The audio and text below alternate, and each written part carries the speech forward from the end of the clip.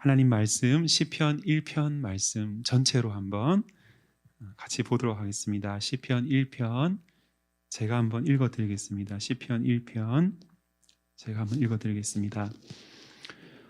복 있는 사람은 악인들의 꾀를 따르지 아니하며 죄인들의 길에 서지 아니하며 오만한 자들의 자리에 앉지 아니하고 오직 여호와의 율법을 즐거워하여 그의 율법을 주야로 묵상하는도다. 그는 시냇가에 심은 나무가 철을 따라 열매를 맺으며 그 잎사귀가 마르지 아니한 같으니 그가 하는 모든 일이 다 형통하리로다. 악인들은 그렇지 아니하며 오직 바람에 나는 겨와 같도다. 그러므로 악인들은 심판을 견디지 못하며 죄인들이 의인들의 모임에 들지 못하리로다. 함께 마지막 절 읽을까요? 시작. 무릇 의인들의 길은 여호와께서 인정하시나 악인들의 길은 망하리로다. 아멘. 한 주 동안의 시편을 한 절 한 절 온 공동체가 함께 묵상하는 시간을 함께 살피는 시간을 갖고 오늘 저녁에 마지막으로 전체를 같이 한번 정리하면서 기도의 자리로 같이 나가려고 합니다. 1편 1절부터 6절까지를 보시면 복 있는 사람이 1절에서 딱 열리고 나서 악인들이라고 대표될 수 있는 사람들과 복 있는 사람이 대조적으로 진술되고 있는 것을 볼 수가 있습니다. 복 있는 사람은 무엇을 하지 않는 사람들이고 동시에 무엇을 하는 사람들로 설명이 되는데 그들이 하지 않는 일은 무엇입니까? 하나님이 없다 말하며 자기가 자기 삶에 왕노릇하는 사람들, 이런 사람들을 악인들이다 그렇게 정의할 수 있을 텐데 그 악인들의 꾀를 따르지 않고 그 악인들의 길에 서지 않고 그들의 오만한 자리 가운데 앉지 아니하는 아니하는 사람들, 그 사람들이 복 있는 사람들이라는 것이죠. 그들이 하는 것이 있습니다. 그들이 행하는 삶이 뭐냐면 오직 여호와의 율법을 즐거워해서 그 율법을 주야로 묵상하는 삶. 묵상이 무엇이라고 설명드렸습니까? 고속터미널 같은 데 가보면 서울 강남에 비둘기가 참 많이 있어요. 바쁘게 지나갈 때가 많기 때문에 잘 살피지 못하지만 가끔 멈추어서 그 비둘기들 관찰하면은 이렇게 소리가 들립니다. 구구구구 이렇게 영어로는 그렇게 소리를 표현하잖아요. 그런 비슷한 소리를 내면서 같은 말을 끊임없이 반복하죠. 묵상의 1차적인 의미가 그것이다라는 것이죠. 그렇게 말씀을 계속해서 작은 소리로 읊조리는 것. 그 일들을 행하는 가운데 우리가 목표로 하는 것이 무엇입니까? 바로 그 하나님의 말씀이 내 삶의 실제적인 영향으로 나타나는 자리로 들어가는 것이죠. 이 교구 사역을 제가 4년 차, 이제 해가 넘어갔으니까 5년 차가 되었는데 지금은 많이 고민이 줄어들었지만 1년 차 시절에 제가 제일 많이 했던 고민은 신방을 가면 무슨 말씀을 전할까였습니다.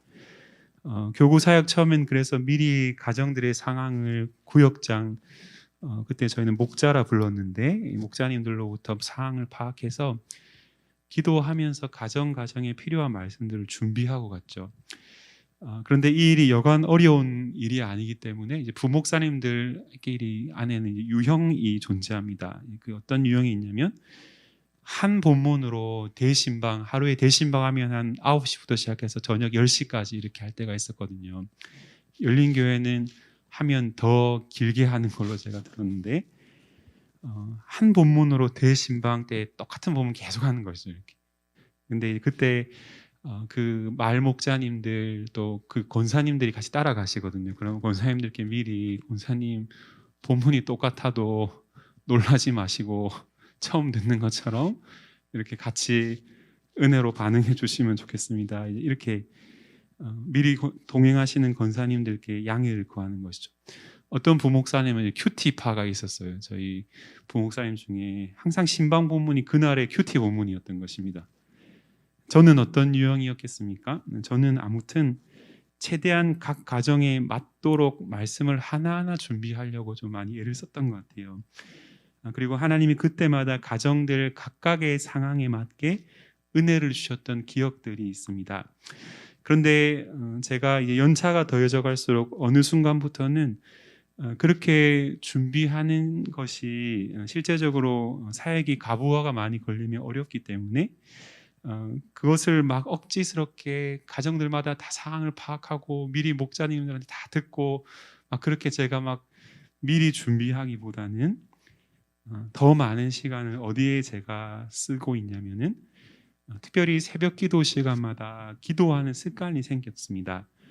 오늘 이 가정들의 신방이 계획되어져 있는데 주님께서 신방 가운데 지체들의 삶의 나눔들을 듣고 또 저를 통해서 말씀하시는 그때에 제가 먼저 주님께 말씀 듣기 원합니다. 그런 기도를 드리는 거예요. 저의 최근 상황 가운데 주님과의 교제 속에서 저에게 말씀해 주셨던 것들, 이전에 비슷한 상황에 놓였던 가정들 안에서 함께 나누며 주님이 위로해 주시고 주님 앞에 말씀을 전하는 저와 말씀을 받는 가정의 지체들을 예수 앞에 세우셨던 그 말씀들이 저에게 기억나게 해달라고 그렇게 기도하면서 제가 신방하면서 이렇게 지체들이 하는 말씀 들으면서 이 가정에 이 말씀은 전해야지 이렇게 본문을 생각날 때마다 적어요. 왜냐하면 듣다 보면은 생각났는데 그거가 까먹거든요. 그래서 한 3개, 4개 본문이 이렇게 떠올라서 적어 놓으면 약간 또 마음이 이제 이걸 전해야 될까, 이걸 전해야 될까, 이 가정에 이 말씀이 필요할까 막 고민하면서 이렇게 계속 신방 중에도 기도하게 된다는 거예요. 주님, 이 가정을 향해서 주님이 무엇을 말씀하시기를 원합니까? 그렇게 기도하면서 부족한 자의 입술을 통해서 주님이 친히 이 가정을 신방해 주시도록 기도하는 것이죠. 내가 열심히 파악하고 준비한 것을 의지하는 것이 아니라 오늘 만남의 모든 상황 가운데 하나님을 의지하는 태도로 신방을 섬기는 목회자가 함께 하나님을 의지하고 있는 것이죠. 말씀을 듣고 증거하는 방식으로 주님을 목양하는 그런 은혜들을 경험하게 되는 것 같습니다. 사실 그렇게 하기 위해서는 더 많은 준비가 필요하다는 것을 여러분도 잘 아실 겁니다. 사실 그렇게 되려면 내 삶의 모든 순간이 하나님의 말씀에 깊이 젖어들어 사는 것이 전제될 필요가 있는 것이죠. 실로 제가 그런 부분에서 더 많은 준비가 필요하다는 것을 느끼면서 동시에 목회자는 그런 삶으로 부름받은 인생이구나라는 걸 느끼게 돼요. 말씀에 항상 젖어서 살아가는 삶으로 목회자는 부름받고 있는 것이죠. 성경을 통독하고 전체적으로 본문 구절구절들을 깊이 묵상하는 것이 내 삶의 모든 순간에 깊이 배어 있는 삶, 그 묵상한 말씀이 내 삶뿐만 아니라 맡겨주신 귀한 양떼들의 삶 속에도 역사하도록 구하는 삶, 염려가 마음 속에 가득한 지체들을 향해서 너의 모든 염려를 주께 맡기라. 이는 그가 너희를 돌보심이라. 큰 수술과 같이 어렵고 큰 일을 앞두고 있는 지체들을 향해서는 여호와는 너를 지키시는 이시라.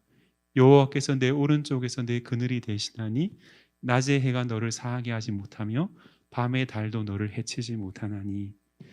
사람 때문에 두려워하는 마음을 갖고 있는 사람들에게 여호와는 내 편이시라. 내가 두려워하지 아니하리니 사람이 내게 어찌할까. 이 시편 말씀을 같이 나눈다는 것이죠. 그렇게 묵상하는 삶을 살아갈 때에 저와 여러분들은 결정적인 순간에 세상의 마음을 빼앗기지 않을 수 있고 하나님 말씀에 붙들려질 수 있는 것입니다. 그렇게 말씀을 붙잡고 주님을 의지하는 인생들은 팬데믹과 같은 영적인 한겨울과 같은 시간을 통과할지라도 하나님의 말씀에 더 깊이 뿌리를 내리게 된다는 것이죠. 잎사귀가 마르지 않고 풍성한 열매를 맺는 삶으로 한 걸음 한 걸음 나아가게 되는 것입니다. 그러나 악인들은 어떠합니까? 그들의 특징은 한마디로 말하면 묵상하지 않는 삶입니다. 하나님의 말씀에 관심이 없고 묵상치 않습니다.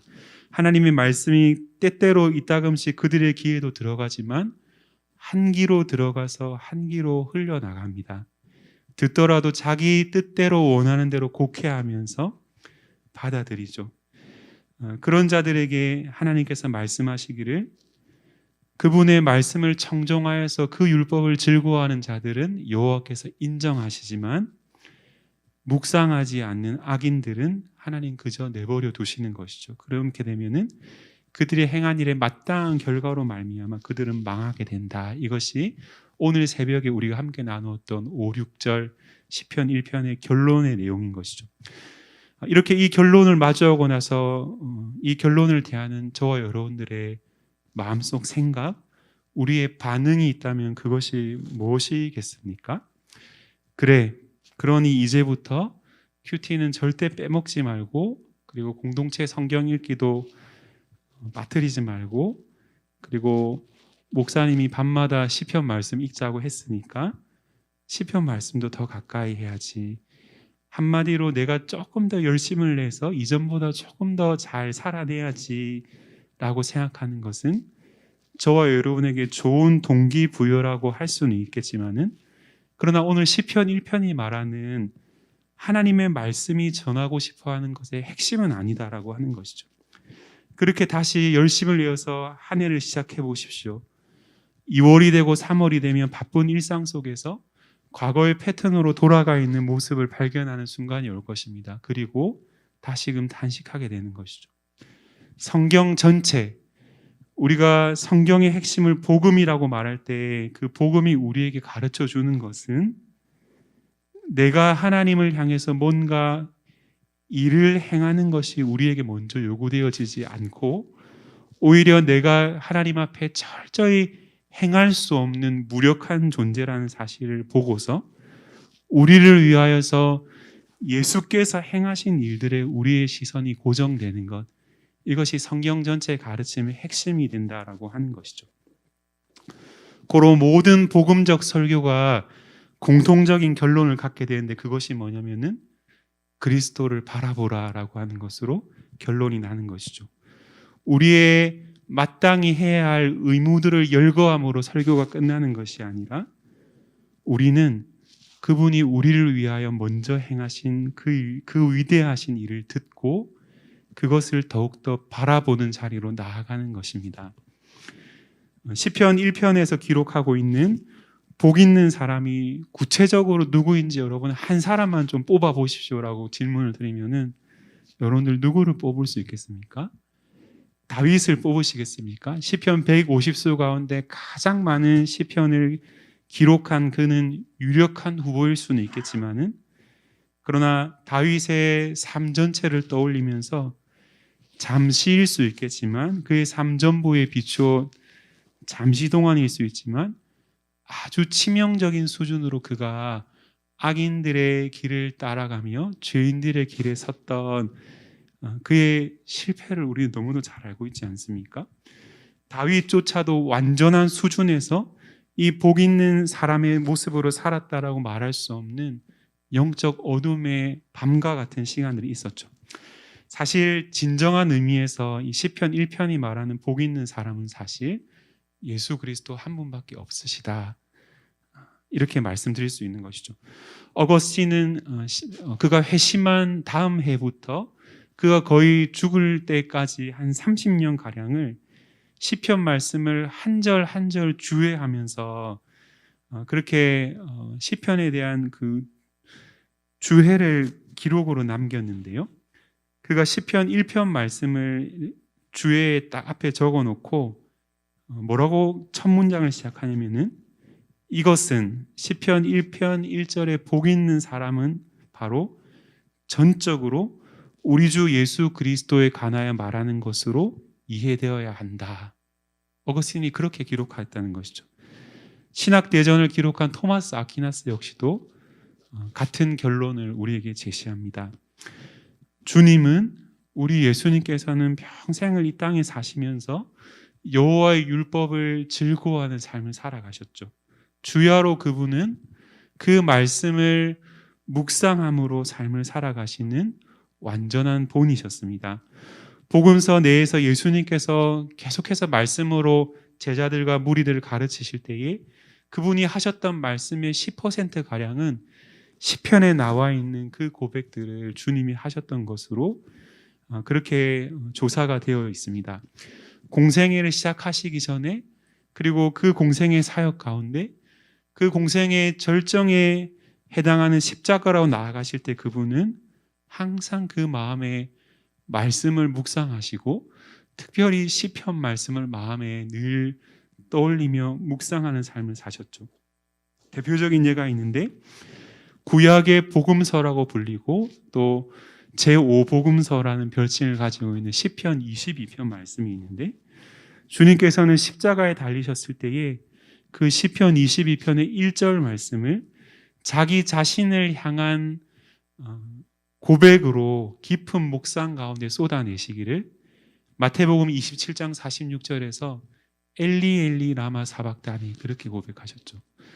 십자가에 달려 죽임 당하실 때에 예수 그리스도가 느끼셨던 가장 큰 고통은 손과 발에 못이 박히는 것, 발가벗겨진 채로 사람들에게 수치와 모욕과 조롱을 당하시는 것, 그리고 머리에 가시면류관이 박히셔서 큰 머리가 깨트려지는 것 같은 큰 두통을 겪으시는 것, 그 모든 육신의 고통이었다기보다는, 그것도 너무나도 큰 고통이셨지만은, 그러나 그분의 가장 큰 아픔과 고통은 영원한 사랑을 누리는 대상인 성부 하나님 아버지께로부터 버려지시는 고통이었는데, 시편 22편 1절의 그 고백을 주님은 당신 자신을 향한 고백으로 묵상 가운데 지금 쏟아내신다라고 하는 것이죠. 팀 켈러라고 하는 목사님께서 어떻게 우리가 이 삶을 살아가며 항상 푸를 수 있는가, 이렇게 그런 주제로 How to Become Evergreen이라고 하는 그 짧은 설교를 하시면서 세 가지 방법을 제시합니다. 어떻게 시냇가에 심은 나무처럼 항상 그 잎사귀가 마르지 않을 수 있는가를 설교하실 때 설명하시면 세 가지 방법이 있는데, 첫 번째는 율법을 묵상하는 것, 우리가 계속해서 말한 것이죠. 그 율법을 주야로 묵상하는 것, 그것이 삶에 밴 규칙이 되도록, 습관이 되도록 만드는 것이죠. 이 둘은 각자에 있어서 수준 차와 정도의 차가 있을 수 있겠지만은 우리 모두가 어떻게든 자기의 그 수준에 맞게 우리가 스스로 할 수 있는 것이지 않겠습니까? 하지만 우리가 우리 힘으로 절대 할 수 없는 것 한 가지가 있는데, 그것이 뭐냐면 바로 그 말씀을 즐거워하는 것이다라고 하는 것이죠. 율법 가운데 대표격에 해당하는 십계명의 말씀 중에 살인하지 말라, 그리고 간음하지 말라, 이렇게 이 명령을 여러분들이 듣는다 했을 때에 여러분들은 살면서 이제 그런 일들을 행하지 않았는데, 나는 한 적이 없어 이렇게 말하면서 그렇게 반응하는 것 자체가 우리에게 기쁨이 되지는 않는다라고 하는 거예요. 산상수훈은 마태복음 5장부터 7장까지 기록되어져 있는 예수님의 가르침인데, 십계명을 곳곳에서 그분이 인용하시면서 십계명의 참된 정신을 가르치시는데, 예를 들어서 이렇게 우리의 마음을 푹 찌르시는 것이죠. 그 7계명에 나와 있는 것처럼 너는 간음은 하지 않았을지 모르지만은 그러나 너의 마음 속으로부터 음란한 정욕을 품었던 것은 내 앞에서는 간음한 것과 동일한 죄다. 이렇게 주님이 그렇게 말씀하시죠. 너는 살인하지 않았을지 모르지만은 지체를 미워하면서 마음으로부터 그를 없는 자와 같이 취급했은 순간에 너는 그를 마음으로 살해한 것이다. 이런 기준으로 산상수훈은 십계명의 기준을 확 높여버리죠. 이런 경우에 하나님의 말씀, 주님이 우리에게 가르치시는 그 말씀은 우리에게 절대 기쁜 것이 될 수 없죠. 우리의 마음을 억누르고 우리의 마음을 낙심하도록 그렇게 살지 못하기 때문에 우리의 마음을 그렇게 비참 가운데 떨어뜨릴 수밖에 없는 말씀인데, 그런데 오늘 시편 말씀은 그 여호와 율법을 즐거워하는 것이 가능하다 말씀하는 것이죠. 그 유일한 가능성에 있는 대답은 바로 오직 예수님을 통해서 예수 그리스도만이 그 모든 것을 가능하게 만든다는 것이죠. 우리가 율법을 즐거워하는 것을 가능하게 만드는 분은 오직 예수시다라고 하는 것이죠. 생각해 보십시오. 예수님만큼, 예수님보다 여호와의 말씀을 주야로 묵상하며 그것을 즐거워하는 분은 없으셨는데, 그 예수님이 어떤 삶을 사셨습니까? 모든 율법의 1.1의 완전한 성취를 보이시고 온전히 순종하는 삶을 사셨던 그분은 그 삶을 살아내신 결과로 인해서 인생이 망가뜨려지신 유일한 분이 되셨다라고 하는 것이죠. 왜 그렇게 되셨습니까? 저와 여러분들을 위해서 그분이 하나님께 순종하심으로 말미암아 그분은 악인들과 같이 망하게 되셨고, 바로 그분의 망하심으로 말미암아 우리가 영원한 행복을 누리게 하시기 위함이 바로 그분이 그 일을 행하신 목적이었다는 것이죠. 이사야서 53장 5절은 말합니다. 그가 채찍에 맞음으로 우리는 나음을 받았도다. 그분이 하나님의 말씀을 기쁨으로 순종하심을 인하여서 그분의 십자가를 바라보는 모든 사람들이 시편 1편 1절이 말하는 영원한 복을 거저 누리며 받게 되었다라고 성경은 우리에게 가르치는 것입니다. 달리 말하면 그 복 있는 사람은 바로 예수 그리스도셨고, 이제 그 예수 그리스도 안에서 우리 모든 그분을 바라보는 모든 믿는 성도들이 그 복을 함께 누리게 되었다는 것이 바로 기독교요 복음이 말하는 핵심인 것입니다. 그러므로 이 땅의 모든 성도들, 하나님께서 우리를 그 예수 그리스도 안에서 이 땅을 살아가는 모든 성도들은 하나님께서 우리를 그리스도 안에서 영원토록 기뻐하신다는 사실을 아는 자들로서 이 땅을 사는 존재인 것이죠. 여러분과 제가 삶을 잘 살아낼 때에만 하나님이 우리를 기뻐하신다라고 말하는 것이 아니라 완전한 실패와 같은 삶의 나락으로 떨어지는 순간이라도 하나님 우리를 바라보실 때 그리스도 안에 있는 자들은 그리스도를 기뻐하시고 즐거워하신것 같이 우리를 그렇게 대해 주신다는 것이죠. 우리가 어떻게 여호와의 율법을 즐거워할 수 있습니까? 바로 우리를 위해 율법의 모든 요구를 순종하심으로 그분 자신은 망하게 되신 유일하신 구원자를 통하여서 그분을 바라봄으로써 우리는 율법을 즐거워할 수 있는 것입니다. 그때 율법은 더 이상 우리를 낙심시키는 지키지 못할 의무가 아니게 됩니다. 이미 예수 안에서 하나님의 가장 큰 기쁨이요 가장 놀라운 복을 받은 자이기 때문에 우리는 그 주님 주신 그 귀한 은혜로 말미암아 마음 중심으로 기뻐하면서 율법을 순종하는 자리로 나아가게 되는 것입니다. 이것이 바로 여호와의 율법을 즐거워하는 참된 비결이 되는 것이죠. 올 한 해를 살면서 여러분들이 하나님 앞에 소원함을 품을 때에 하나님 말씀 앞에 서기를 소원하는 소원을 품으신 분이 계십니까? 사실 이 성경 66권 전권의 말씀 속에 그 어디를 펼치더라도 예수 그리스도의 십자가에서 우리를 위해 대속하신 피가 흘러가고 있음이 성경을 하나님의 영감된 말씀으로 믿고 바라보는 모든 사람들의 고백인 것이죠. 그렇게 말씀을 펼칠 때마다 그리스도를 발견하고 그 그리스도를 날마다 바라봄으로 그분의 율법의 말씀을 즐거워하는 기쁨이 저와 여러분들에게 회복되기 원합니다.